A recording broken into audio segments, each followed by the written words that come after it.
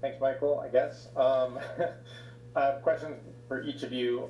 Ricardo, yesterday Mauricio talked about this opportunity in this camp for you, the chance to make an impression, to fight for your spot on the team. I wonder if you could talk about your mentality going into these games. And then, Matt, I wonder if you caught any of Atlanta, Miami, the series, and your thoughts on Brad Guzan at 40 years old, kind of being the hero in that series, and what it means to the goalkeeper fraternity to see a guy like that kind of stand out. Thank you. You go first, man.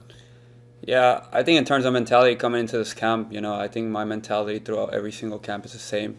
Just be here, help the team. Of course, whether I get to start, whether I get to come into the game, my mentality is the same, which is to help the team and be able to score goals. So, I'm gonna keep at it and just be ready to help the team. Yeah, it was great. I follow along all MLS happenings pretty closely. Coming from that league, I think it's exciting to watch and to follow along. So to see Goose play the way that he did was truly spectacular. You can tell when he's flowing, and he's in that mental zone. So I was happy for him. He was a great mentor for me when we were together in the Gold Cup in 2021. And somebody, obviously at 40 years old, but not only that, a lot of people at his age, if they had the injury that he had, might call it a day. So he obviously has a passion for the game. He can still play at a high level, and it's great to see a pathway forward for a goalkeeper in his 40s, because that's always been my dream, to make it into my 40s and just keep plugging away. So keep going, Goose, man. Congratulations, and good luck in the playoffs. Next will be Henry Bushnell from Yahoo. Thanks, Michael. Hey, guys. Hope you're doing well. Bit of an offbeat question for you. Has the U.S. presidential election been a topic at all? From last week, been a topic at all that has been discussed in camp? Like, does it come up in conversations, or did you guys talk about it, via WhatsApp or text last week as it was happening? Yeah, I think since we've gotten together, it's been more of a conversation amongst the group. But no, I'd be lying if I said there was a WhatsApp group that talked a lot about the presidential election. So, I think when I found people being in England, people in our changing room and that work at the club at Crystal Palace were very interested in the election and our thoughts and things of that nature. So. We know that it was a big moment for not only just the United States, but also everywhere in the world. And it's nice to hear everyone's perspectives and sort of grow together, hear each other, and just learn and be understanding. Next will be Doug McIntyre from Fox. Thanks, Michael. Thanks for doing this, guys. A question for each of you, if I may. Rico, you're starting more this season for PSV than you were last year. I think you've made 3 starts, started 2 of their last 3 games in the Eredivisie. How will that help you if you do get the opportunity to start in one or both of these games coming up? And Matt, I know it's a little weird with Rico sitting next to you, but you were on the field when he made his debut against Honduras in 2001, match that turned qualifying around. How have you seen him change as a player, as a man, these last 3 years? Yeah, I think it's important as a striker to be able to play games. No, of course, coming off 3 starts where I've scored, and I think it's important for a striker, for his confidence and just to get in the rhythm.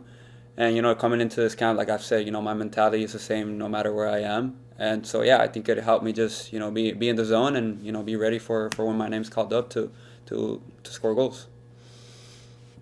Yeah, obviously, that was a huge moment for our, bid to make the 2022 World Cup. And, for Rico, he stepped onto the scene there for us, and he was a huge part of our qualifying journey. And, he's grown a lot since then.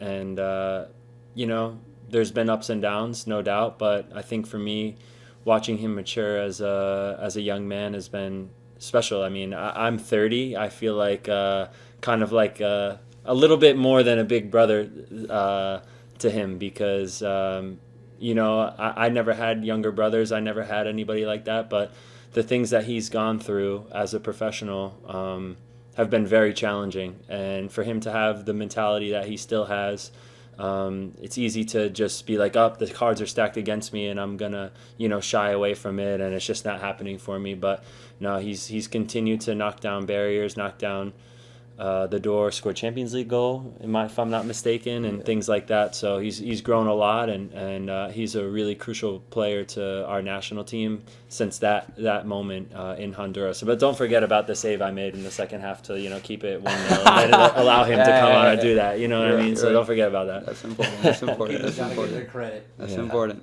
We'll go to Stephen Goff from the Washington Post. Guys, Matt, question for you.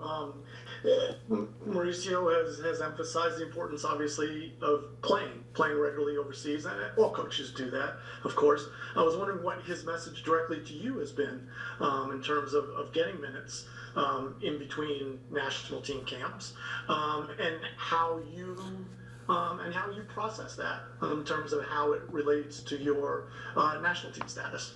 Thanks. Yeah, obviously my situation over the last 12 months has been not inconsistent, to give it a nice plain word, at the club level. So yeah, that's been a great challenge for me, and he's just shown an understanding for the position that I found myself in, but also he's not in the business of giving handouts. He's not handing me these last games in October just because he might need it, for his confidence to show himself. No, I've shown up to training, I've done well, and I've proved that I can, play for him and play in this style. So obviously on the back of those, I've then gone to Crystal Palace, and in the last month I made my debut and played well in a Carabao Cup game. And for me, that was a big moment because Oliver Glasner made it very clear to me and to my team that it wasn't a handout. It was something that's well earned, and that gave me a lot of confidence for how I've been training, how I've been preparing, how I've been approaching every single day. And I found myself in these positions quite a few times now where I'm not consistently playing, but not to hype myself up too much, but I give a lot of credit to myself for the approach that I can bring every day. And as exhausting as it can be for my family, when I say, I have a game tomorrow, I can't, but my wife understands that it's more than just being a backup goalkeeper. It's about preparing every single game like I'm playing the same way, and taking that same approach no matter what, and because I want to be ready when my number's called upon. So it's really helped me to learn what I need to do to always stay ready and always stay prepared. And obviously in a perfect world, at some point I'm going to get my break, and I'm going to get a run of games, and I'm going to find that consistency, and I'm going to find that manager that trusts me over everybody else no matter what, and I'll get that rhythm again. And so I'm just going to keep plugging away, keep controlling what I can control right now, and if my number's called, I'm going to play to the best that I can. Next is Ron Blum from the Associated Press. Hey Matt, during this time period where you're not getting regular minutes, has training and staying sharp changed for you at all in your routines that you do? And at some point, if the situation continues, what's the point where you think about returning to MLS? Yeah, I'm not quite there yet. I think for me, I know I can play at the level that I'm currently at. It's just about finding that consistency, that opportunity where I feel comfortable, and I think for me, it's the approach never wavers. It's all about that mindset that you bring every day to get better, to understand that you need to learn. To be more consistent and work on the things, look in the mirror and work on the things that you really need to work on to find that consistency. So I think I'm self-aware to a fault sometimes. Sometimes I wish I could be one of those goalkeepers that could look at a play and think, I couldn't do anything about that. I've never conceded a goal in my entire career that I thought, you know what, I couldn't have done anything about that goal. So I'm always trying to learn and improve, and that's the mindset that I bring to every single training session, and I'm sure my teammates can attest to that. Yes. C. Damn. Next will be Ryan Talmadge from Goal.com. Thank you, Michael. This one's for Ricardo. Obviously, last month I'm sure there was a lot of information thrown at all of you guys as you kind of got used to the new coach and the new system and everything you were going to do. And that even got cut short for you just because you had to go back. You know, looking at this camp and this second go around under Mauricio, what are the types of things you're working on with him? What are the things he's asking for you? And does it feel any different than it felt last time when you kind of got that start under him? Just for me? Yeah, that's for you. Yeah, so, yeah, to be honest, coming into camp, we already know what to expect a little bit from the coach. You know, we know he expects a lot from us, you know, whether it's in training or in the game. You know, he's a coach that, you know, he wants to win no matter the situation, which is really important for the team. You know, I think the mentality is that, you know, like no matter what we have to go through the game, you know, ups and downs, you know, we have to find a way to win the games. And, you know, just coming into camp, talking to him, you know, he expects me obviously as a striker to, you know, to play my game and, you know, to be able to help the team and score the goals, which is the most important thing. Next is Charlie Bone from MLSsoccer.com. Hey guys, thanks for speaking today. And this is, I hope both of you will take this one. And it kind of follows on the question about Brad Guzan. But I know the schedule can be difficult with the time difference. But I just was wondering if how much of the playoffs, MLS playoffs in general, you've been watching as two guys who experienced it in your own careers. Does that still hold interest or call out to you, or you guys completely absorb the European no playoffs system and prefer that these days? Nah, still watch, still captivated. My parents are still very heavily interested in MLS as well. Not sure about this 3-game playoff series, I can't lie, but otherwise I think you know, things are pretty exciting, and it's been fun to see some upsets and things like that. Yeah, I just think it's crazy with what happened with Miami. You know, they were winning the whole thing, and then all of a sudden, first round, they're eliminated. So. Yeah.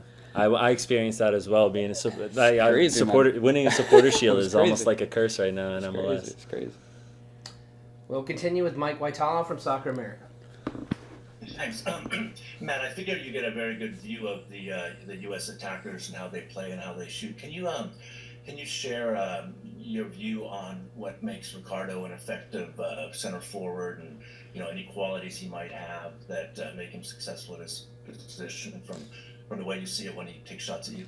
Yeah, I don't know if he's ever scored on me in training, so it's tough to say. No, he's listen, I'm not going to give away all his secrets, but what I have to say about him is that he does work on his craft every single day. So there's not a day that goes by that I've seen where he's not out there, you know, after the rest of the team, working on little bits, little areas, those last finishing touches. And I think what makes him, in my opinion, really stand out is that he tries things, you know, and all the best strikers are very inventive, and he's always he wants to score, so he's always trying different things, trying new things, testing boundaries, testing limits, and I think that that bodes well. Because how old are you?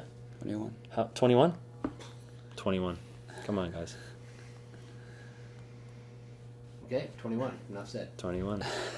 We'll take a few more questions. Continue with 10 + 9. Seth Vertelman. Thanks, Michael. This one's for Ricardo. I wanted to kind of ask about your general situation at PSV. You know, this story seems to have been, since you got there, that you weren't getting a ton of minutes, and when you play, you're successful. And then this year, like Doug mentioned, you know, it does seem like things are starting to turn a little bit. You know, you've started 3 of the team's last 6 league games after starting 1 game in the league last year. So I'm wondering if you're just feeling satisfied with the progress that you're making. Like, do you feel like you're on the right track at the club and you're able to, you know, sort of trust the process a little bit? Yeah, man. To be honest, it's been a long year and a half of being patient on the bench. You know, waiting to play 10, 15 minutes every weekend. You know, it got a little frustrating, but at the same time, you know, I know that I have to be patient with the process. You know, I'm at a point in my career right now where I'm ready. You know, I'm ready to you know, to either start, you know, to get more playing time, you know, and, you know, I think like I feel like I've been showing that, you know, whether it's at club or national team, you know, and that's just how I'm feeling, you know, I'm feeling ready to be the man, to be the starter, and, you know, I feel like, you know, I've been proving that, and, you know, I'm going to continue with the same mentality, and I'm going to continue to take advantage of my opportunities. Next is Hector Lazzeri. Bye. Hey guys, it's Lasse from Club Sports. I got one question for each. Matt, you were part of the team that played in Guadalajara. Ricardo was not. what were the takeaways and the message that Mauricio gave you guys after losing that streak you had with Mexico? And for Ricardo, hope you can answer in Spanish. Chucky Lozano está viviendo sus últimas semanas con el PSV. ¿Qué ha significado tener a Chucky en el equipo? Si hay una especie de bromas con los partidos en las selecciones. Y se han hablado algo de MLS, que va a ser su siguiente destino. Gracias. Yeah, I don't want to open the doors too much because sometimes the messaging between the coaching staff and the players can be personal, and that's things that we want to keep in-house. But, from my perspective, I think, we just didn't do enough of the little things in the game. I'm not talking about tactics, and I'm not talking about quality. I'm talking about, backing each other up when hard tackles and challenges came in, getting on the referee, just the little things, letting them start the games quickly, letting them take the ball away from us so we couldn't restart the game quickly, losing duels all over the pitch. And those are things that, there's the game and there's tactics, and then on the other side, there's the game within the game. And for us, we lost that part of the game in a big way, and obviously the result reflected that. So, it was a disappointing night in Guadalajara for us. It was a difficult game, but hopefully lessons learned all around from everybody within the pool, and we can build and learn and grow from that. Sí, obviamente teniendo a Chucky es algo especial, la verdad. Un jugador de clase mundial, ¿no? Ha jugado con equipos muy grandes. Teniéndolo en el camerino, creo que, bueno, como jugador es un jugador espectacular. Nos ayuda mucho en el ataque. Y obviamente platicando ahí con él y sobre su movida a la MLS, creo que está feliz, ¿no? Está feliz. Creo que será un buen paso para él y, bueno, toda la suerte del mundo. Last question comes from Donald One. Well said. Thanks, Michael, and hey guys, good to see you. My question is focusing on the game tomorrow against Jamaica. You're down at the office. It's the first time since you guys went down there for qualifying back in 2021. Probably a few more people there since that was during COVID. But with these road games, it's obviously very difficult to get results there. What have you been looking to accomplish while you're down there as far as tactics? And do you get the sense that Pochettino in his early days as coach is relying more on you guys when you're going up against these CONCACAF opponents that he has not yet seen as a head coach? I think for us, the messaging is clear that tactics are the tactics, but the overarching theme is we're going to win the game. So we want to go down there and play our game and, earn the right to play within the game, and then hopefully, our quality will shine and we'll be able to get the result that we all want, leading into the second leg. So we know it's going to be a difficult game. Again, glad to have had the more recent experience now of just playing a CONCACAF road game. I know, when you play Mexico, it's never a friendly, but, we had the experience of, being away and playing on a pitch that was not perfect and all that stuff. So we have no excuses, and we'll go down there and we'll give it our best go, and hopefully that our best foot forward results in a win.